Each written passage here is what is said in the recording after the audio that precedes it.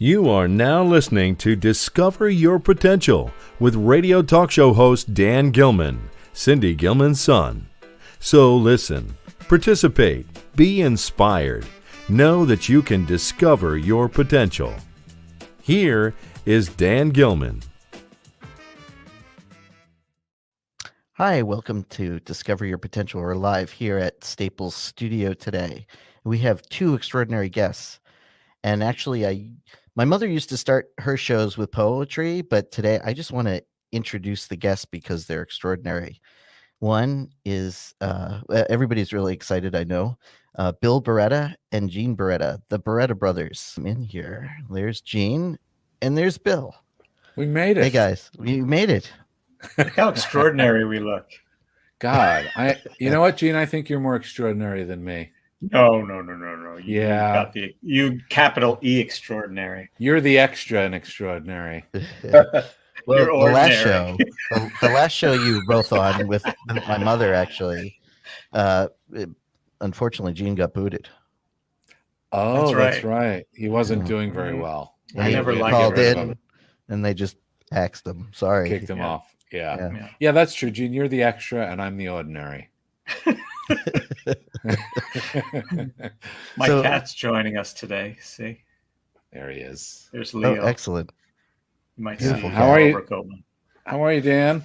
I'm doing well, thanks. Thank you both for showing up. I truly appreciate that.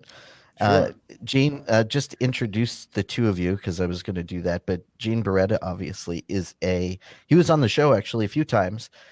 He's a children's book author, illustrator, animator, and character designer. And he's got some really interesting things to talk about with new releases that's coming. And hopefully some things you'll be eating. You'll be eating during this, Gene? Great. Oh, wow. Oh, excellent. There he goes. Didn't take long. And Bill Barretta is a puppeteer, actor, producer, director. Oh, just an amazing, extraordinary person as well. So I just wanted to introduce both of you and talk to you. And thank you so much for being here. Thank you, Dan. You know, you want to talk about how we all met and what we did together? You got us going. Yeah, I'd love to. Yeah, with our world. You can. I can. Because you guys had the connection first, right? Oh, that's true. Yeah. Dan asked us to both be on his mom's show, this show. And it was after that Dan started talking to us about the behind the scenes work and we discovered our potential. We realized, hey, why can't we do, it was, the lockdown started and both of our work had slowed down and we thought this is the perfect time to maybe try something ourselves. So the Beretta Brothers vodcast/podcast was born out of these conversations with you. So you were right there at the start. Yeah, that's right. Pushed it into the world. So thank you, sir. Yeah, no, thank you. It's been quite an interesting journey. So Rosanna Giordano met Eugene Beretta Sr. way back in 1915. Yeah. Okay, we could start there. Well, our mother was a beautiful woman who could cook and dance, and she should have been an actress. She was like Grace Kelly. Oh wow! And our father was like this Camden sports athlete, good looking dancer guy. You know, they were just a great match. And I don't know even how. Do you know how they met, Gene? I don't even know how they met. I don't know specifically, but he was going to Valley Forge Military Academy, which was probably less than a mile away from Cabrini College, where she was going. That's what it was. They had dances, and the soldiers could go over to the college, I think, and I think that's where they met. Yeah. Wow. Yeah. And where did you both have interest? I know you talk a little bit about this on your intro on your podcast and your website anyway, but where did your interest come where you were both, artists and into performance? And from him, he started it all. Oh, wow. Well, I was older, so I got into everything first. You're still older. Can be debated. Not you were older. You're still older. I feel older. But I don't know where my art stuff came from. I don't know how I just moved into it. I did it from a very early age. My mom said when I was like 3, I drew a big purple elephant on the wall next to my crib. So I was doing it from the start. And then, could I just say real quick? Like our family, there's always it's a very entertaining family, right? They've always been very entertaining, artistic. On our father's side, our uncle, our dad's brother, was an artist as well. And I think that's where, Gene, probably you get some of that from. I don't know on mom's side, the artistic side of things, but there must be somebody. But they were more like, I think our mother's side were more like performers, and our dad's side was probably artists and singers and that kind of thing, because he played the trumpet. Yeah. So I think you probably got it from Uncle Phil, your artistic hand. Maybe, yeah. I can remember, 'cause we didn't see them that often because they lived in California. But I can remember, I have a vivid memory of being at grandmom's and him showing me how to color. We'd say, first go around the shade, there you go. And then you can go crazy coloring in the middle. No, so you don't go out of the lines. Oh, wow. Yeah. Look at him eating. Look. I tried to sneak that in. Well, Gene, actually, I wanted to talk to you about too. Is you were on the NAACP Image Award? You just were talking about you and I, and then also you're doing a couple of new books. Yeah, this year I got really honored to get a nomination for an NAACP Image Award in the children's book category.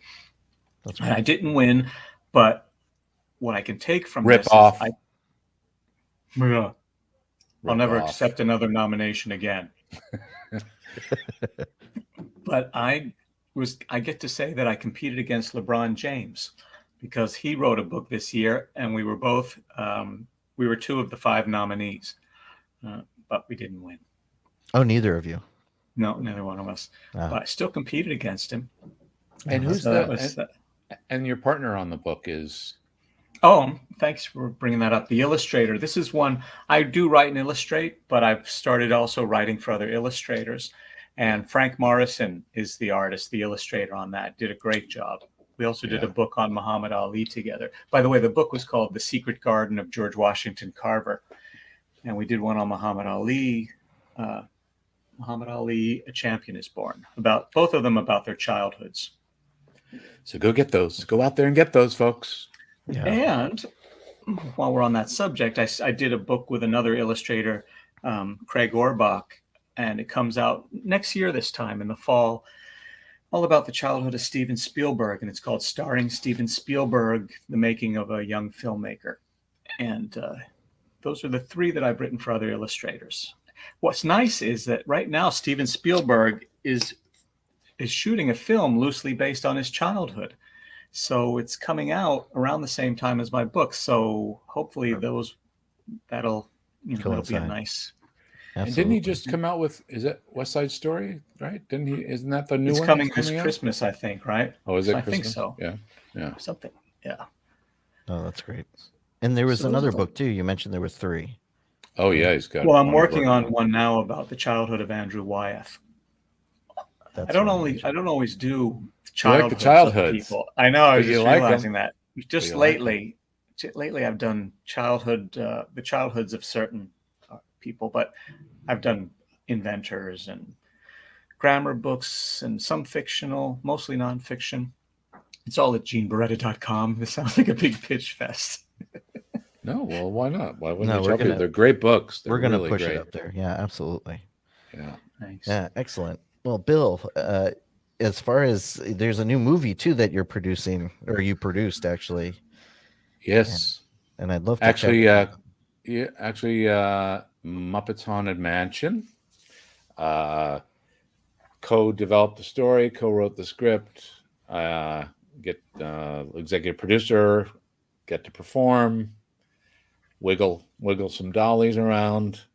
But yeah, it's really fun. I mean, I like the story, and this idea of meshing these 2 worlds together, I think was really fun and smart. The Muppet Studios thought, how do we merge some park rides? Is there, because that's it. And also that's kind of what's happening. And you see with Jungle Cruise and, they're starting to, as they've done before, obviously there was a Haunted Mansion before with Eddie Murphy as well. Right. But what I loved was the idea of, like we did with Muppet's Treasure Island or Christmas Carol, using the characters, not just playing themselves, but giving them a chance to be other characters, right?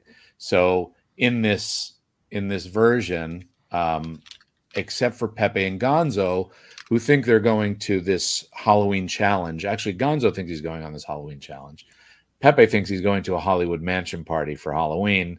He's just looking for the party, and the original idea, which got nixed, was that Pepe, he's going to a Hollywood mansion party and he keeps looking for the bunnies. Where are the bunnies in the grotto? And we were going to do a room where he finds the bunnies in the grotto, and they're cute bunnies, but then they turn into these fanged, monsters and scare them. But we changed that.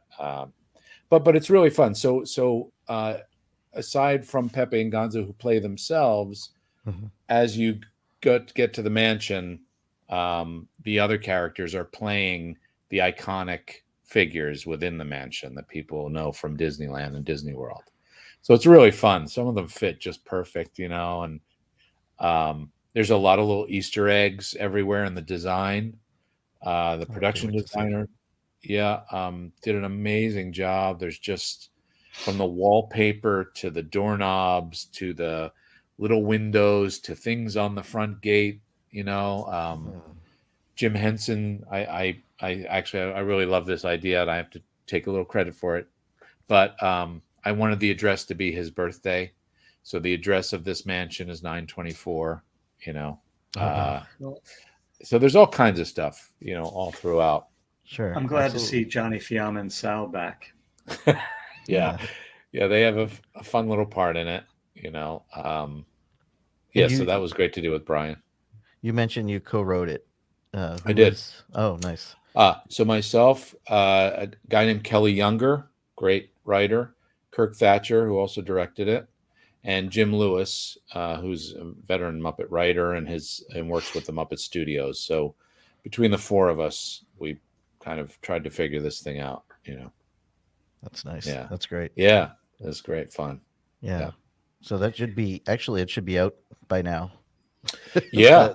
I hope people are enjoying it, So it's great. A lot of great cameos, Will Arnett is great in it. There's just so many people. I mean, if I start naming, but what's amazing is that we got to work with Ed Asner on it. He came and did a cameo, which was, unfortunately he's passed, but it was just fun to spend some time with him. And everybody was great. Pat Sajak and so many different people. Danny Trejo, of course. I have to stick Danny Trejo in just about everything we do. That's kind of my goal, is whatever project comes up, I try to figure out where can we put Danny, just because I think it should be a running thing forever.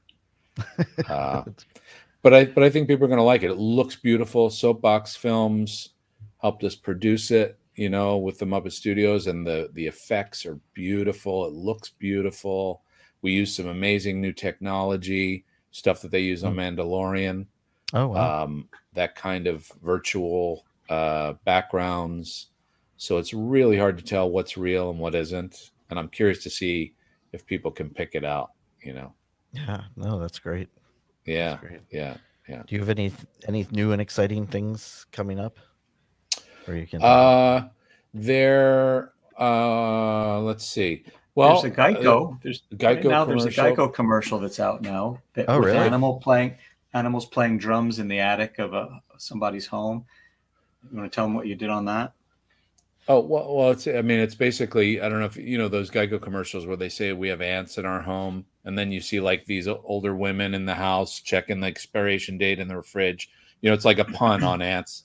So they went with the idea that we have an animal in the attic, and it cuts to animal playing the drums in the attic, and then he's in the kitchen, creating some havoc and sliding down the banister and hitting the wall. And so I was part of, figuring out this kind of storyline of that and the pieces. And helped coordinate it and worked with the director and that sort of thing. But yeah, so there's that, the Geico commercial. But yeah, as far as a project, I mean, nothing I can really, there's stuff we're talking about, but nothing I can really kind of just mention just yet. But there's definitely things in the pipeline, as they say. Yeah. Okay, that's great. Billy and I have started our own series of puppets and programs called the Yuppets.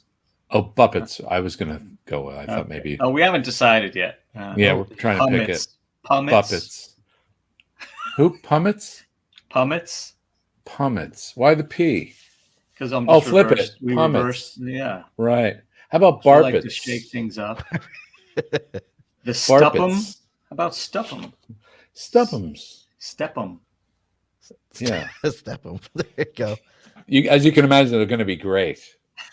And there's there's this character named Ep the King Prawn. Mm-hmm. And Timmick. Yeah. Timurk. No. Miss Igip. Termek. Yeah. That's great. They're backwards. They're backwards Muppets is what we're going with. I think it's a great idea. So, Gene, I wanted to talk to you about your connection with Jim Henson and Sesame Street and how, the two he and I used to sell hot dogs on a corner in Ocean City. And one time a lot of people don't know this. Hot dog. Yeah, a lot of people don't know, but he's actually our dad. Yeah. And one day I was playing with the hot dogs, just going, and he goes, that almost looks like it talks. And I said, and I made a slit in the hot dog for the ketchup, but the hot dog was kind of making a motion like this, And that's where I made it talk. And he said, wait a minute, there's something there. Wow. There's something. Keep doing that. Wow. And then the next day he came back and he had a hamburger and a hot dog and he was making them talk to each other. I never heard this story. I had no idea. You were young. You were young. Yeah. And then I said, just go with it, Dad. Wow. And next thing you know, look what happened. Muppets.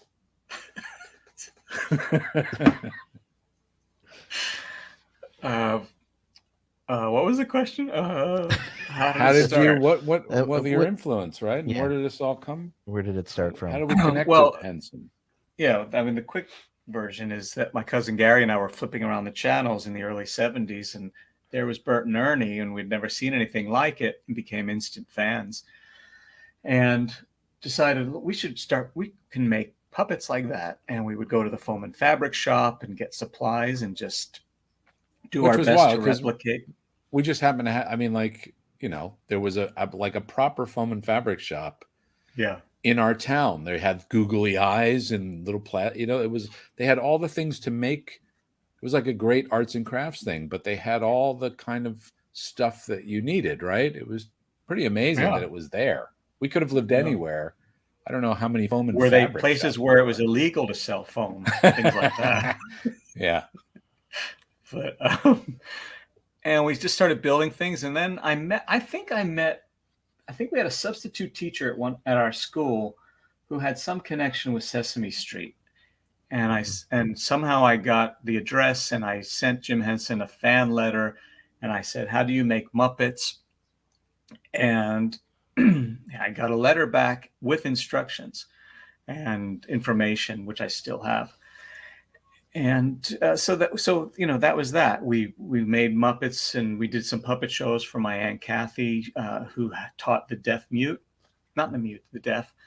and then we just moved into filmmaking. We made lots of Super 8 films and things, and it wasn't until Billy and I started working at Sesame Place in the early 80s, which was this children's amusement park in Langhorne, PA. We were working there, and one summer Brian Henson came to work as an employee. And take it from there, Bill. Oh, well, Brian and I kind of hit it off because we were both living on our own. We were both like 17, and he was off staying in a place in Princeton, New Jersey, and I was living with my girlfriend at the time, and so we just kind of connected, and we would take our girlfriends to Atlantic City and lose all our money and then have to just come back and not take them to dinner or anything like that. And we just stayed friends off and on over the years. He went off to college and I just continued to kind of work and try. I have a quick story before you move more forward from that. I was making these stop motion animations at the time. Right. And he would come over and we would build the figures together. And one, and I was thinking, I guess I told him, I said, he asked, how are you going to shoot this? I said, I don't know yet. I'm going to have to rent some cameras or something. And he went back home for the weekend and he came back the following week and he had his dad's 16 millimeter camera. He said, use this. So I had Jim's 16 millimeter camera to start shooting this. I never finished the film, but I still have some cool test footage and things. Which is amazing because Gene, probably that camera was the stuff that shot Sesame Street stuff. His animations that he did, the peas and the kid. Yeah, I would think so. I have to ask Brian about that, but I never thought of it until now. I didn't either. I bet he used it for those films for Sesame Street. That's pretty interesting. Oh. That's neat. Oh. Sorry.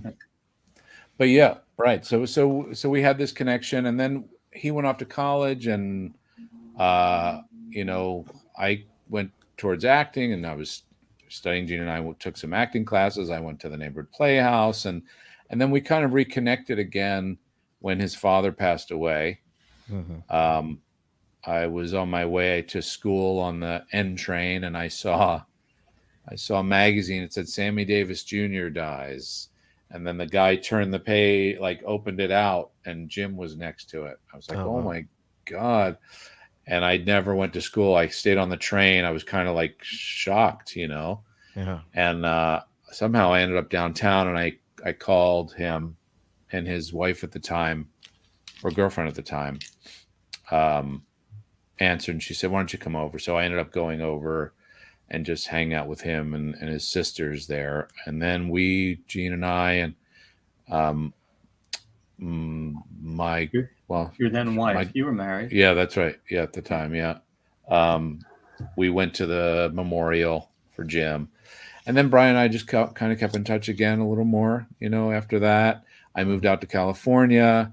Then he came out to California to make this show that his father had kind of created before he passed away. And we did Dinosaurs together, the show Dinosaurs. Yeah. And then from there, I kind of hit it off with some, the guys, I guess, and started trying little background characters and assisting them and watching them do what they do. And it just kind of grew out of that. Brian would ask, do you want to come and do this or in the background of this or try this?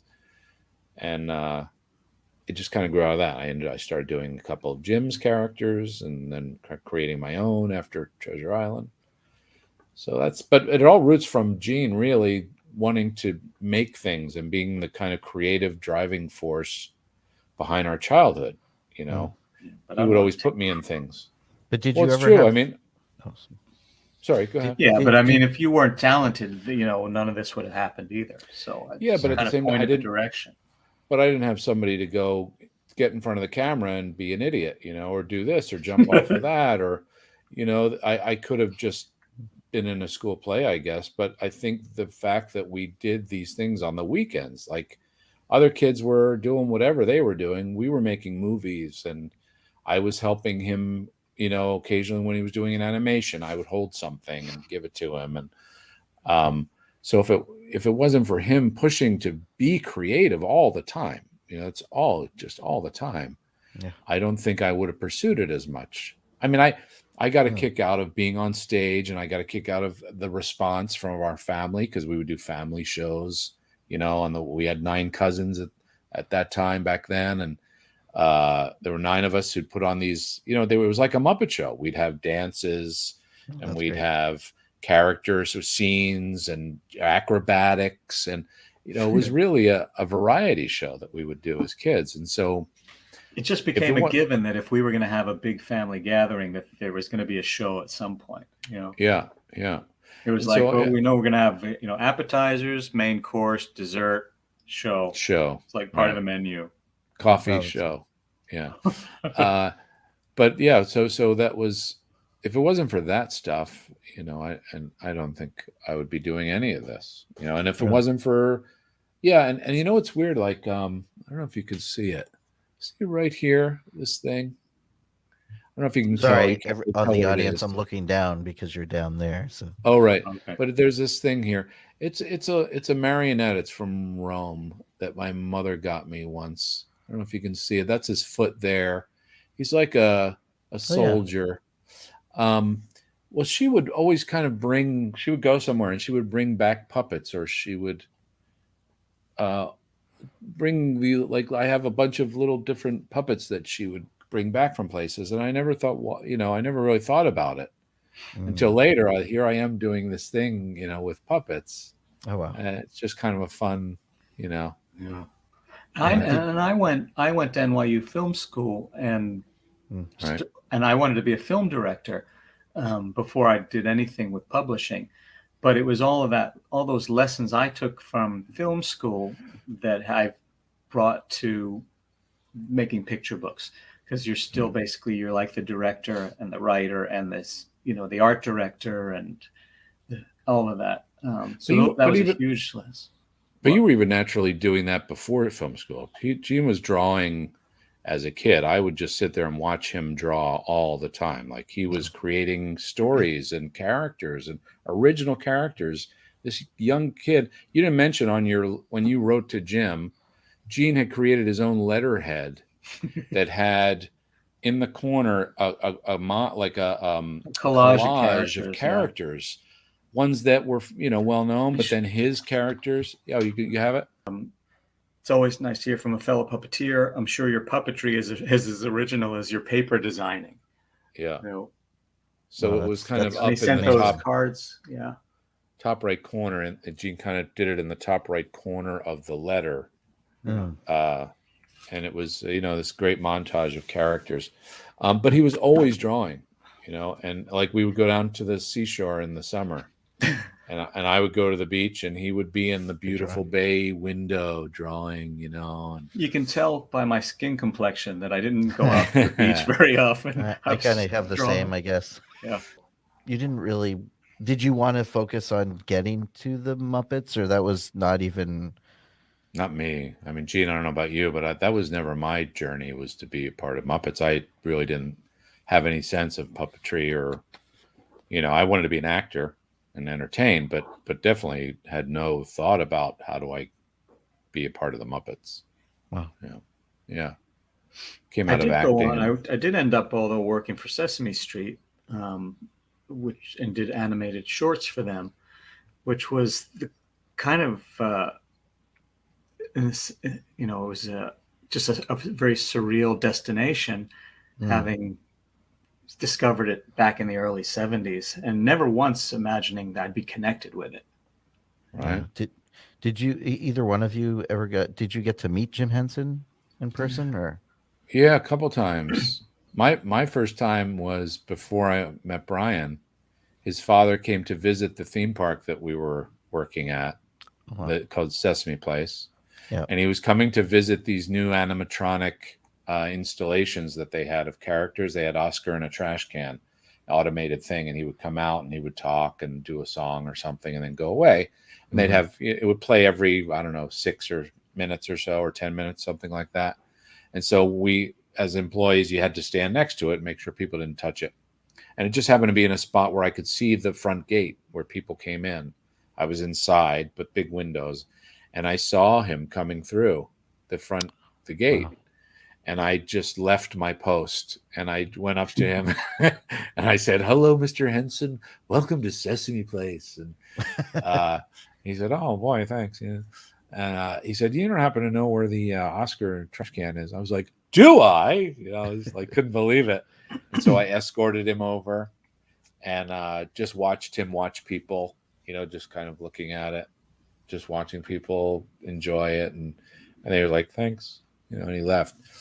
And I've told this story before, but I can't help but just say it again. But it really impressed me that he came through the front gate. He could have come through the back VIP area, right?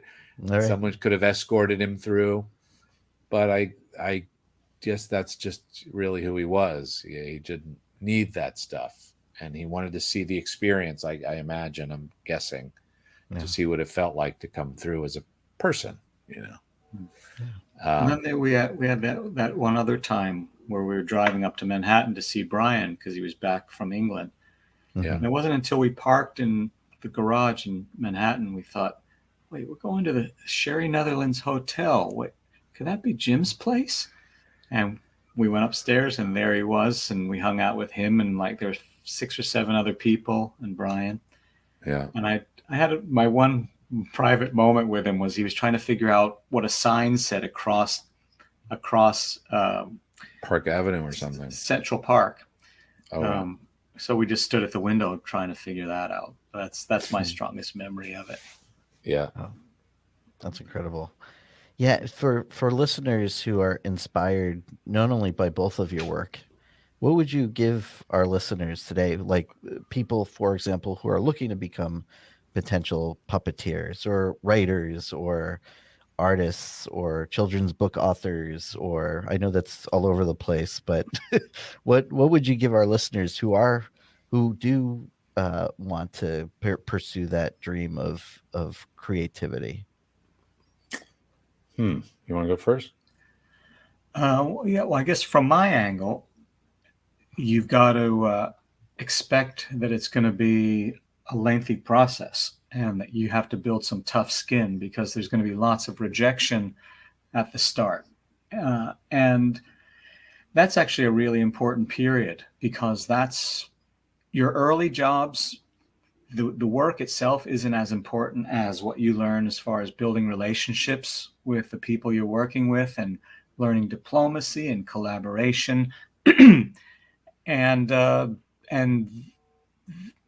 some of the value in being rejected because you're forced to look at your own work objectively and figure out why did they not like this and what did I do that wasn't going to fit. And it gives you some more objectivity on things. I've even had some periods. Well, one's happening kind of now, but then back in like 15 years ago, I'm self-taught as an artist. And at one point, my agent said, you should take a few painting classes because the editors are loving your stuff. And when it gets to the art directors, they're saying they love your line work, but your painting style is not quite there, which was true because I didn't understand much about complementary colors and all sorts of things. And I can see those mistakes now. But at the time, I'm thinking, how's that possible? I'm getting some jobs. I can't see the problem. And it wasn't until I then stepped back and took a couple classes just in painting and watercolor that everything changed. And from that point on, I know how to grow as an artist, whereas before I didn't. I was completely isolated from objective lessons in what I do. And right now I'm kind of adapting for this Andrew Wyeth book. My style is going to evolve a little bit to become something between the lighthearted, semi-cartoony style I've used a lot and something more representational and realistic. And so there's a challenge going on there, and it's also scary because I don't know what I'm going to get yet. But you have to love it all enough to go through the pain of it and the time that it takes for it to happen. Right. That's what I would add. Yeah. Passion, drive, consistency, and results. Yeah, I think what you just said too, Gene, about you don't know what's going to happen. I think that's a really good thing for people to know. Like, instead of anticipating or having expectations about what's going to happen, I think it can create great things, but it seems to be the most unique, the most interesting, the most unexpected, the most powerful stuff seems to come out of places where you've written yourself into a corner, right? And you don't know how to get out. It forces you to figure it out, to do something that you're not comfortable with, And I think, Gene, finding that balance of those two is going to be amazing when you do it, because you're great at both. And I know you don't think that one is as strong maybe as the other, but you're going to find, I think when you find that balance of those two, it's going to be totally unique to you, you know? You made me think. Go ahead. Go ahead. Oh, Sorry. no, good. No, good. I was going to say, you made me think of something to add to that. Don't, it's you make plans and God laughs, when you get into want to make God laugh, tell him you've got a plan. Yeah. Yeah. That's my favorite. Right. Because when you're working in the creative arts, there are going to be surprises, and you have to allow yourself to follow doors that open. You don't cut yourself off too short. Some people might say, well, I'm going to be a film director, but I'm only going to make, certain types of films or whatever it is, or I'm only going to paint my abstract style, which I love. And you're going to destroy your career before it even begins. And you're going to cut yourself off from discovering things that you might love even more. So take on jobs that might not be your biggest passion as far as subjects go, or open yourself up to all of it, because you're not going to get to kind of pick and choose what you like to do until you've built some credibility in your field. So you need to build a foundation of experience with all sorts of things. Yeah. I mean, I'm going through the college application period. Oh. My wife and I are going through that with our son Jackson, and he's That's a talented. fun process, I know. Oh my God, what a nightmare! And I never went to college, so I'm completely foreign into the whole process, and I know it's changed. Which is the reason why you're such a failure. Yeah, but the process, I'm sure, has changed over the years, and it's very different now than it probably was when I would have been 18. Sure. But even so, I think the idea of, because he is innately talented in many ways. I'm not just kind of trying to brag about him. I mean, I am, but he's an artist. He has his uncle's flavor of art and his eye, for that sort of thing. But then his mother and I have the kind of entertaining acting side of things and producing side. He's got all these things. And so we're trying to help him focus on where to maybe start with a major, but still allow him to explore other things and not be locked into, because he's really good at acting, and he should do that. But look what happened with me. I thought I wanted to just be an actor, and I pursued that. And that's the journey I took, thinking, yes, I'm studying with Sanford Meisner, and that's the acting thing, and I will be an actor, and then when I realized that how much fun these other people were having, not only acting, right, but playing with each other and being able to be not just human, but I could be a piece of cheese, and I could be a donut and a bird, and I could be all kinds of things and be me as well. I could still be an actor as myself, but this was a whole new outlet. And so I would say to people, like Gene just said, look for the doors that open. Don't be afraid to go through it, because you can always come back out if you don't like it in there. You don't have to shut it and lock it behind you, or you just keep going, find another door. Be aware of what's around you. And then I would just say, as far as performing puppeteering, for me, and everybody comes from a different place where they start, but for me, and I can only speak for me, so this may not apply to, everybody else, who knows. But for me, I feel that I had to have my acting background and my understanding of acting to be able to feed my characters in an original way, right? Because I think a lot of people, we're all influenced by all sorts of people. I'm influenced by Jim and Frank and Jerry Lewis and, Robert De Niro. We're all influenced by things. Yeah. But to just directly imitate them is not gonna, where are you gonna go with that? How far can that really go? Yeah. So if you have the tools to feed these characters and not just rely on, the little guy that comes through, or the, or even just the technique, or even just the technique alone. Yes. Yeah. That it's to really work on both. Like when I first started, I felt comfortable to a certain degree as an actor, certainly more comfortable than a puppeteer or than my puppeteering skills. So as I started to learn to puppeteer, my acting got worse because I was focused on the technique, right?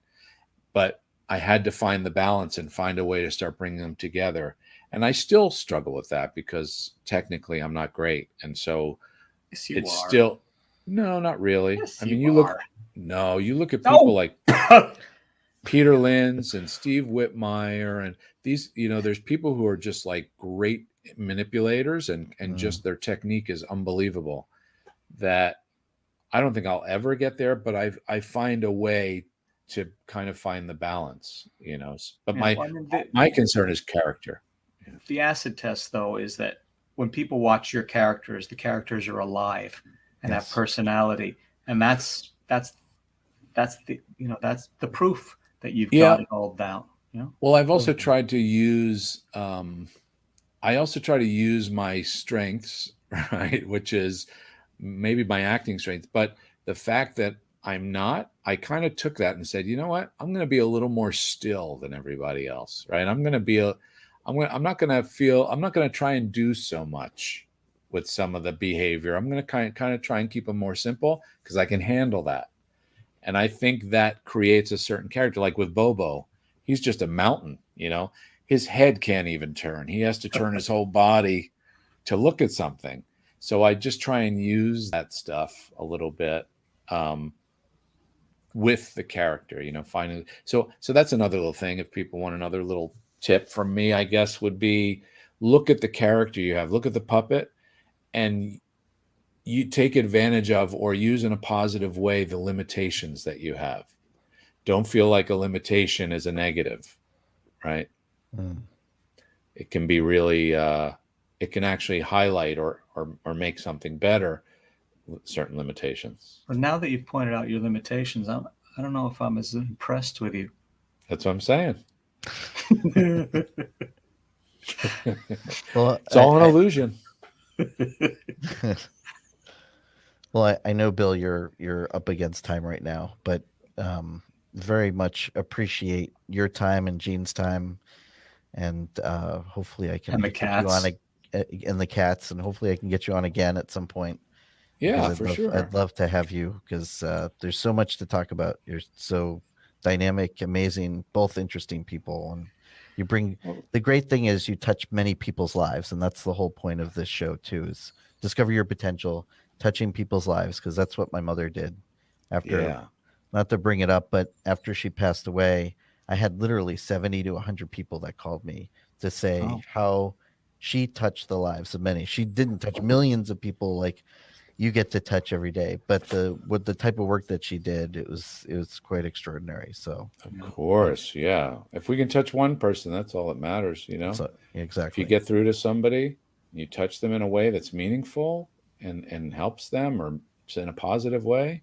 It's easy to be negative, right? And knock people down, but to raise people up, that's when you're successful at anything. Yeah, that's true.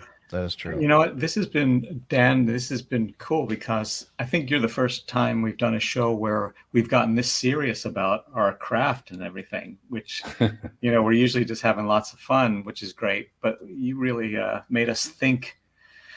You saw our serious side come out. What's your name again? It's been very different. What's your name again? Dan what? Yeah, I don't know my last name. We'll see it when it comes on. Yeah. So I just wanted to thank both of you to come on the show, Discover Your Potential. I know it means a lot to my mom as well. She loved having both of you on, even though Gene, again, you were cut off. But yeah, we're happy for you both to be here. So thanks. It was great talking to you. Really fun. Thank you. It was really fun talking to both of you, as always. This is Cindy Gilman, and you're listening to Discover Your Potential. So until next time, do something nice for yourself, but do something nice for someone else. In every